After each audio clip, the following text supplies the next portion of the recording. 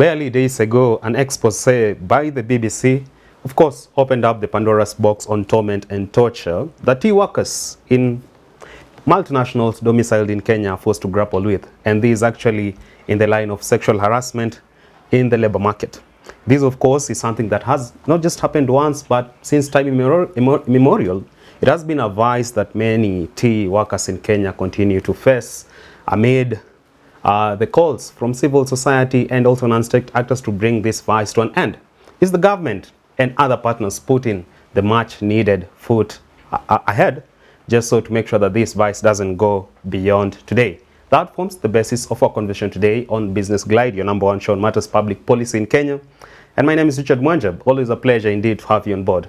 With me to discuss this subject is none other than renowned public scholar Herman Manyora. Great to see you, sir. Thank you. Doni Nambamunda blue shirt. Yes.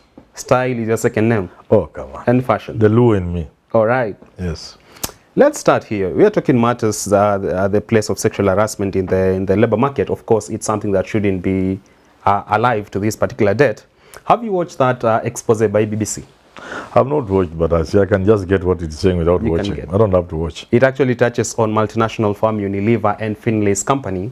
And what is in there is, for you to get a job there you have to part with sexual favors and so forth. And this actually doesn't just stop at that. If you look at the contracts, punitive, 15,000 per month. Let's start here. It's not just happening in local firms, also multinationals. Would you say the government has been blind to this vice, or it's because multinationals sort of enjoy the immunity, all thanks to the kind of trade deals and income stream they bring to the government? If you want to understand why there is a lot of distortion and a lot of mess in the labor sector, you must go back to colonial Kenya. We had two types of people. We had the Mzungu and we had the black man. In between, there's a sprinkling of Asian and whatever. They just deal with the two categories. So that the African worker was not perceived to be a human being. She was just an animal of labor, a beast of labor. More of a donkey. A donkey, you know, just a machine. And even the education was meant to produce, at the very best, a clerk. So in those tea buying centers, somebody could record how many kilos and what have you.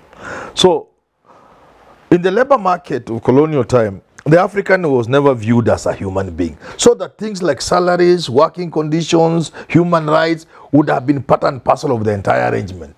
They were not human beings. So what happens when we become independent? A few Africans take over from white people. But the mindset does not change. They want to behave like the Mzungu. Modus operandi is the same. They didn't change anything. So they immediately occupied the space that was occupied by the white man. They didn't look deep into the relationship between the top and the bottom. You get it? So even in Ruto's bottom up, the bottom is still bottom. Even if it tries to go up, it is still bottom nevertheless, and dirty. You know, as you would expect with any bottom.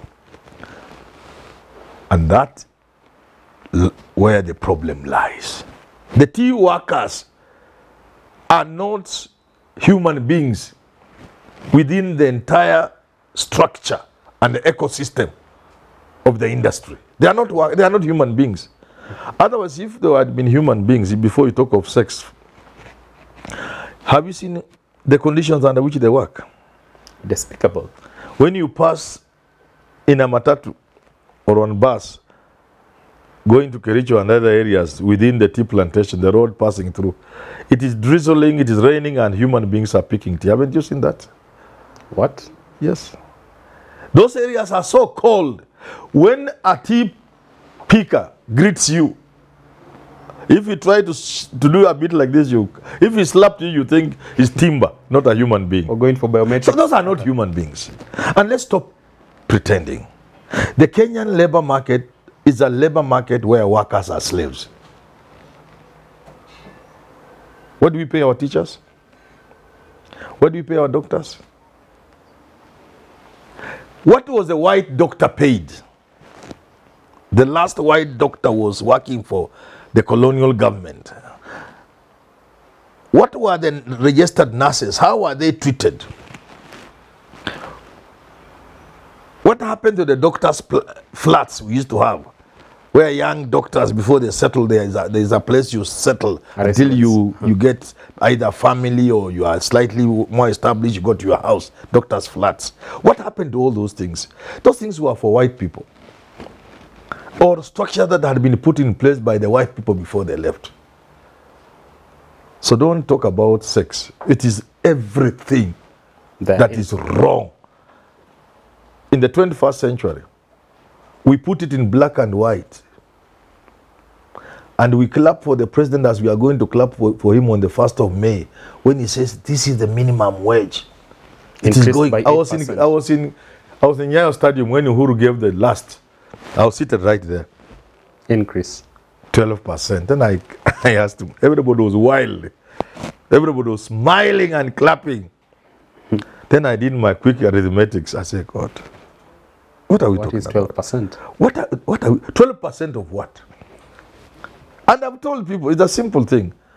First of all, it must be the philosophical approach to everything. It must be the attitude you have. That the people who work under you are human beings. When you start there, then you ask, oh, what does a human being need? The average employer spends more on their cat or dog than all the other workers who work for them combined. Very well. So even before you go to sexual for work, harassment, yeah, for employment, we are not talking about people who are viewed as human beings. They are supposed to be animals, or at best slaves. So if it's a slave colony, what do you expect? You're talking of it being a slave colony, but if you look at the setup of the Kenya Tea Development Authority, yes, KTDA, it is made of Kenyans as officials there, managers and yes, all that. And as much as these multinationals are private firms, they still have a say because they control the tea sector. Would you say they have intentionally blinded themselves to such issues such as the basic working conditions? Just the right gear towards the tea picking and all that. Don't you think KTDA is doing enough? Even those machines they use, they castrate men.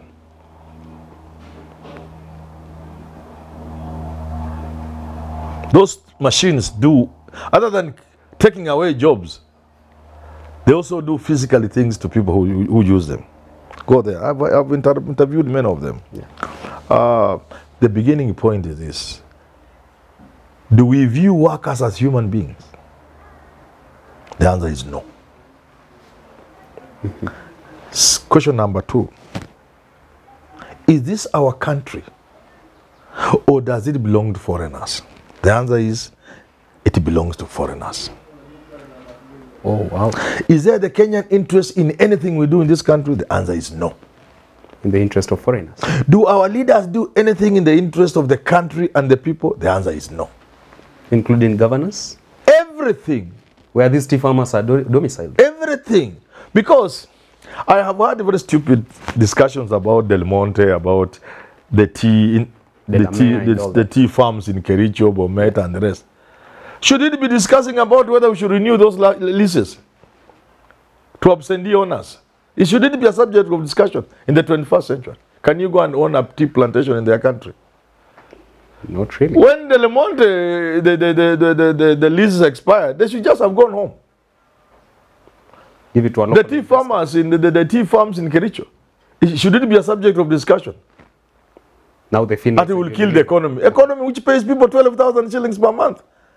And they only retire to go and die. A lot of them come from my village. Go to my village and ask people who are the retired people who used to work in tea farms. Look at them. They are not human beings, physically. Those chemicals in Naivasha. Spine challenge. People who work on flower farms in Naivasha. I know labor people not like it, including my friend. Those are death traps. Those chemicals. Where is the Kenyan interest in none of the nothing? Do we view people as human beings? No, they are animals or slaves. So you can't talk about sex. For the case of sex will come much later when you have seen a human being. When you see an animal mating with another animal, how does it concern you? So these people are sex for work. They're just animals having sex. You don't say. Because we have refused to view those. If we viewed people as human beings and we had a Kenyan interest, we knew we are independent people. This is our country. And the lease has expired for those tea farms. Why don't we take them over and manage them as a national asset? And export to their countries for sale. Yes, as a national asset. Where the least paid worker in Kericho will be 80,000 shillings. The one picking the tea. Instead of giving 8 or 150,000 shillings. with the right protective gear. Yes. Working under human conditions. Instead of trying to resuscitate KQ, we're going Value addition, not exporting raw coffee or raw tea. Processing the tea. here. Here in Kenya, creating decent jobs. Earning foreign currency. You go to Tokyo, within the town there are 10 tea shops where you can take Kenyan coffee, Kenyan tea. Exhibitions all over the place. Not exhibition, business. Like Java. You have a Kenyan Java in New York where you take Kenyan tea. The man picking that tea will earn 200,000 in a month. Where is the Kenyan interest in all these things? Rubbish. So BBC is nothing. I can't watch such a things. Very well. Yeah. Then again, these cases have been reported times and again. Yes. Even for the case of Unilever, which has actually been accused here in and the Finlay's group. Yes. But I'm picking concern with, we have a system that is made to administrate on justice. That's our judiciary. These cases have gone to court. But somewhat seems like the justice is actually given to the highest bidder. Would you say that probably even these multinationals have a leeway even when it comes to purchasing justice? A Kenyan seeing a white man will just begin to tremble. In our very own high courts? Everywhere. Money is the currency? Not money. Inferiority complex that was planted in us. You know, before you solve a problem, you must go to the history of that problem. Why do you think instinctively when a Kenyan comes across a white man, instinctively something happens? When we used to stand for people, when we used to stand in the bus, mzungu angeingia, ungeona viti 10 watu wamesimama instinctively wamesimamia mzungu, even a most useless a beggar, maybe ameingia kwa hiyo bus kubeg. Why do you think that's the case? Why do you think even a professor smiles with all the teeth when he's working with a white, stupid white girl, not even a professor, some white girl? You must ask yourself why. It began with Sir Charles Eliot. When white settlers were being brought here. The White Highlands. And after the First World War, when they were being rewarded and brought and given white highlands around that time, whites had been frustrated elsewhere. So they wanted Kenya to be different. And therefore the first thing they did was to create a god of a white man, a god. In Mombasa, they told you before you disembark to step on Kenyan soil, where we are going to give you free land, by the way. We shall give you free land. But 2 things must be on the table. Which is? We look at you from the toe to the, you must not have any physical deformity. Not blind, not lame, no physical deformity. And number 2, you must have a certain little amount of money. What were they to create? They wanted an image of a white man that is near God before the African. And that's why the relationship between the Kenyan native and the white man up to now is different. You can be stopped. Ana mzungu akikuja pale, mtawachiliwa wote because ameshinda vile atafanya. Because mzungu lazima awachiliwe. Let me give you a personal story.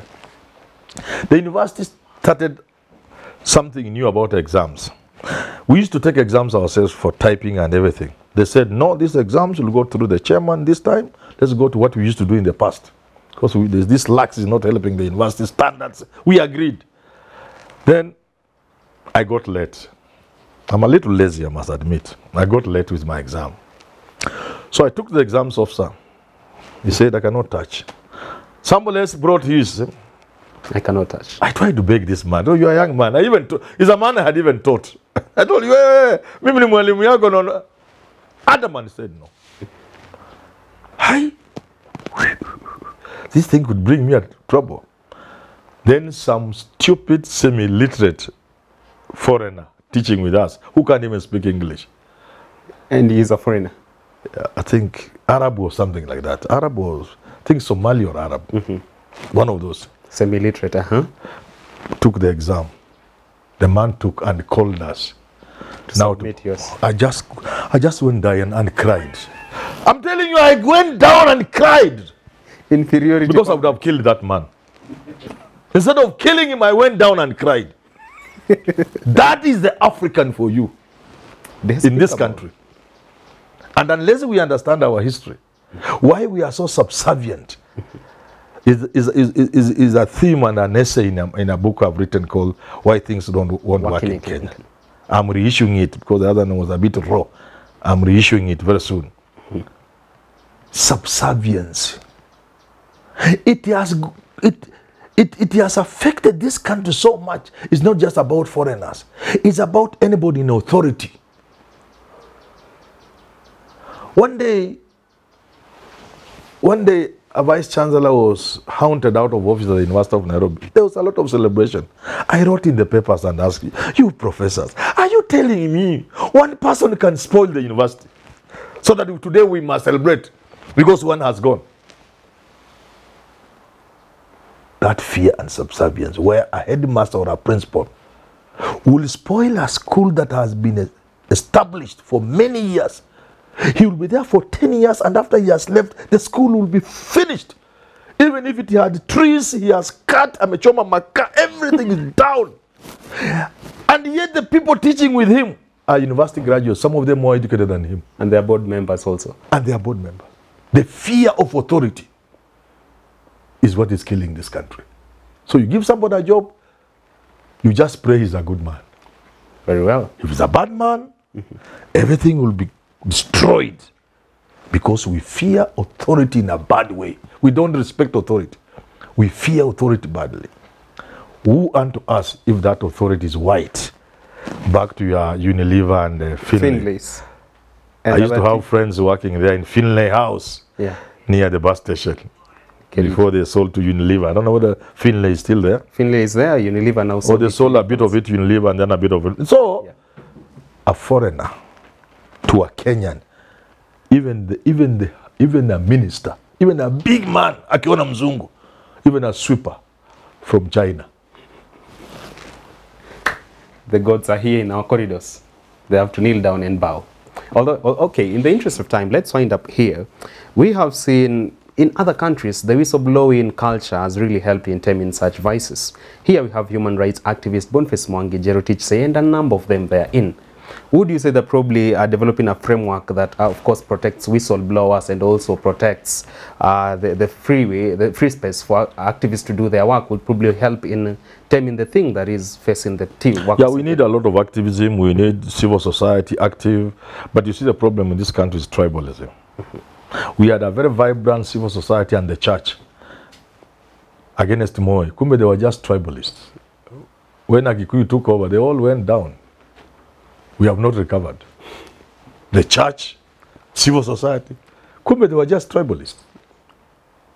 So they should be, we hope they wake up now. We have a strong, vibrant civil society and church that can speak against these vices, including the sex thing you are talking about. I see. Yeah. Actually, these tea pluckers from Ole Sapit's background, I think he is better placed to speak on their behalf. He can't. He's held hostage. Ole Sapit, the bishop? Of course. We saw him in the bombers of Kenya. Well, there you have it from Herman Manyora talking matters to do with improving the welfare of tea pluckers in Kenya and all those staffs domiciled in multinational companies that have interest in the agricultural sector, that is Kenya, precisely that in the tea industry. That point takes us to the wrap of the conversation today on Business Glide, and time for fun of the week. It is this amazing dairy farmer in Amagoro Park, Madam Felista Njuguna. Felista Njuguna, habari yako, thank you for being with us. I only admire Amagoro Park, I can't afford it. I wish God would open the door and I retire there. And you should actually tour her dairy farm. I will, next to Amagoro Park. Yes. That wonderful place. 10 kilometers from my home. Oh, wonderful. I think I should go and see how she's doing the farming. We need successful farmers. Correct. All right. Until next time on Business Glide, my name is Richard Mwanje. Always a pleasure to have you on board.